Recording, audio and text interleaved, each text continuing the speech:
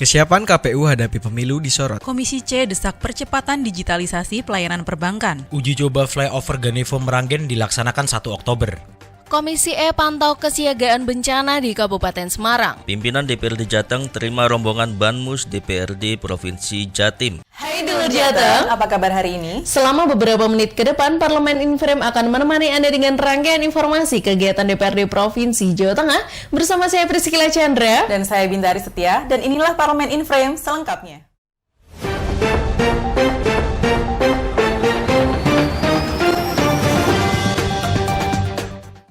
Dalam rangka menyambut pemilu mendatang, Komisi A memantau kesiapan KPU di beberapa daerah, salah satunya KPU Kota Salatiga. Dalam rangka menyambut pemilu mendatang, Komisi A DPRD Provinsi Jateng memantau kesiapan Komisi Pemilihan Umum di beberapa daerah, salah satunya KPU Kota Salatiga. Saat berdiskusi dengan Komisioner KPU Kota Salatiga, Rohim, pada Senin 26 September 2022, Ketua Komisi A DPRD Provinsi Jateng, Muhammad Saleh mewanti-wanti KPU terkait masalah netralitas ASN yang dapat menjadi senjata atau alat dalam kemenangan pemilu.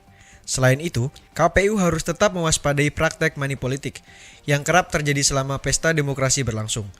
Ia juga menanyakan soal tingkat partisipasi masyarakat untuk menjadi kader kelompok penyelenggara pemungutan suara atau KPPS.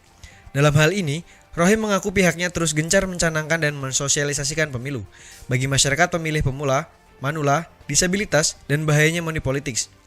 Selain itu, minat masyarakat untuk menjadi kader KPPS pemilu masih sangat tinggi dengan indikator survei yang telah dilakukan KPU. Di akhir acara, Muhammad Saleh berharap dengan koordinasi secara berkala, DPRD Provinsi Jateng dapat memantau perkembangan kesiapan pemilu yang akan datang. Dengan kesiapan matang itu, diharapkan pemilu bisa menghasilkan pejabat-pejabat yang berkualitas baik. Kebutuhan digitalisasi pelayanan perbankan perlu dikembangkan di Jawa Tengah, mengingat layanannya menjadi lebih cepat, akurat, dan praktis. Kebutuhan digitalisasi pelayanan perbankan perlu dikembangkan di Jawa Tengah, mengingat layanannya menjadi lebih cepat, akurat, dan praktis. Demikian disampaikan Ketua Komisi C DPRD Provinsi Jawa Tengah Bambang Haryanto saat berdiskusi dengan jajaran manajemen Bank Jateng Cabang Salatiga pada Senin 26 September 2022. Bambang mengapresiasi kinerja Bank Jateng Salatiga terkait inovasi pada 2022 ini yang sudah melakukan upaya digitalisasi pelayanan. Menanggapinya, Kepala Bank Jateng Capkor Semarang Imam Hanafi menjelaskan, upaya digitalisasi pelayanan semangatnya untuk memudahkan proses pembayaran non-tunai dengan menggunakan QRIS pada UMKM di Kota Salatiga. Soal dividen, Kepala Bank Jateng Cabang Salatiga Erna Setiawati memaparkan, total dividen yang telah diterima Pemkot Salatiga dari 2005 sampai 2022 adalah 92,53 miliar rupiah untuk dividen tahap pertama Februari 2022 yang akan dibayarkan kembali pada tahap 2 triwulan keempat sebesar 3,88 miliar rupiah. Erna mengatakan total dividen pada 2022 sebesar 17,30 miliar rupiah dengan target PAD estimasi 16 miliar rupiah. Menurut dia, PAD 2022 dari Bank Jateng Cabang Salatiga sudah melebihi dari target yang telah ditentukan. Komisi D meninjau perkembangan pembangunan flyover Ganevo Meranggen, Kabupaten Demak. Komisi D DPRD Provinsi Jawa Tengah meninjau perkembangan pembangunan jalan layang atau flyover Ganevo Meranggen Kabupaten Demak pada Senin 26 September 2022. Dalam pantauan itu, Komisi D meminta Dinas PU Bina Marga dan Cipta Karya atau DPU BMCK Provinsi Jawa Tengah untuk segera merampungkan dan mengawasi pembangunan jalan layang tersebut. Rombongan DPRD Jawa Tengah yang dipimpin oleh Ketua Komisi D Alvin Basri, didampingi langsung oleh Kepala DPU BMCK Provinsi Jawa Tengah AR Handung Triyono. Alvin menyatakan uji coba flyover Ganevo Meranggen akan dilaksanakan pada 1 Oktober 2022 dan akan diresmikan pada minggu pertama bulan Oktober 2022. Pada kesempatan itu, Handung menjelaskan proyek pembangunan flyover Ganevo Meranggen terletak di ruas Semarang Godong KM14 dengan nilai kontrak sekitar 109 miliar rupiah. Untuk sumber dana, proyek ini menggunakan APBD tahun 2020, 2021, dan 2022 dengan perincian pada 2020 sebesar 5 miliar, 2021 sebesar 30 miliar, dan 2022 sebesar sekitar 74 miliar. Pada akhir peninjauan, Alvin Basri menjelaskan pembangunan proyek flyover Ganevo di Meranggen ini diperlukan sekali oleh masyarakat. karena dapat mengurai kemacetan yang disebabkan penumpukan kendaraan di sekitar rel kereta dan Pasar Ganevo. Persoalan bencana masih menjadi perhatian Komisi E DPRD Provinsi Jawa Tengah. Komisi E pantau kesiagaan bencana di Kabupaten Semarang. Persoalan bencana masih menjadi perhatian Komisi E DPRD Provinsi Jawa Tengah. Untuk itu, Komisi E menyoroti kesiagaan bencana di beberapa daerah, salah satunya Kabupaten Semarang.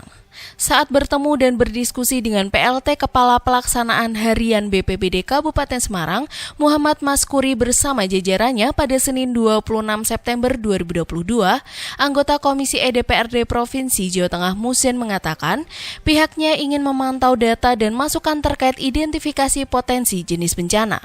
Selain itu, Komisi E juga ingin mengetahui daerah rawan bencana dan kesiapan penanganan darurat ancaman bencana banjir dan tanah longsor. Menanggapinya, Muhammad Maskuri mengatakan, mengawali pada 2022 pihaknya telah melakukan beberapa langkah antisipasi untuk meminimalisir korban bencana. Di antaranya, mengeluarkan surat edaran Sekda tentang antisipasi musim penghujan dan tanah longsor, pergerakan tanah, banjir luapan maupun banjir bandang, serta angin puting beliung atau angin ribut dan tanggul sungai jebol. Ia juga mengatakan pada awal September ini terdapat beberapa kejadian tanah longsor yang terjadi akibat hujan deras. Mendengarnya, Ida Nurul Farida, anggota Komisi E memberikan saran agar BPBD dapat menginformasikan persoalan bencana ke sekolah-sekolah. Dengan begitu, kesiagaan bencana dapat dipahami sejak dini dimulai dari siswa. Banmus DPRD Provinsi Jawa Timur menyambangi Gedung Berlian terkait program kegiatan anggota Dewan tahun depan yang bersentuhan langsung dengan konstituen. Pimpinan DPRD Jateng terima rombongan Banmus DPRD Provinsi Jatim. Badan Musyawarah Banmus DPRD Provinsi Jatim menyambangi Gedung Berlian terkait program kegiatan anggota Dewan pada tahun depan yang bersentuhan langsung dengan konstituen. Diterima Wakil Ketua DPRD Provinsi Jateng Kuatli Abdul Qadir Al-Katiri dan anggota Komisi C Dwi Yasmanto di ruang rapat pimpinan Gedung Berlian pada Selasa 27 September 2022. Pimpinan rombongan Banmus DPRD Provinsi Jatim Istu Hari Subagio menyampaikan rencana program kerja pada tahun depan menyusul KUA PPAS yang baru-baru ini sudah dilaksanakan lewat rapat paripurna. Dalam hal ini, pihaknya ingin belajar berbagai program kerja yang akan dilaksanakan DPRD Jateng pada tahun depan, sehingga bisa menjadi referensi di DPRD Provinsi Jatim. Mendengarnya, legislator PKS Kuatli Abdul Qadir Al-Katiri memaparkan, acuan kerja DPRD Provinsi Jateng pada tahun mendatang fokus berbagai program pengentasan masalah kemiskinan, seperti pengurangan angka pengangguran dan perbaikan rumah tidak layak huni atau RTLH. Selain itu juga beberapa program berkaitan langsung dengan konstituen seperti media tradisional, proaktif hingga sosialisasi non-perda dengan tujuan mendekatkan wakil rakyat dan masyarakat yang bersentuhan langsung dengan Saya Priscila Chandra. Saya Bindari Setia. Terima kasih atas perhatian Anda. Salam Berlian TV. Aspiratif, informatif.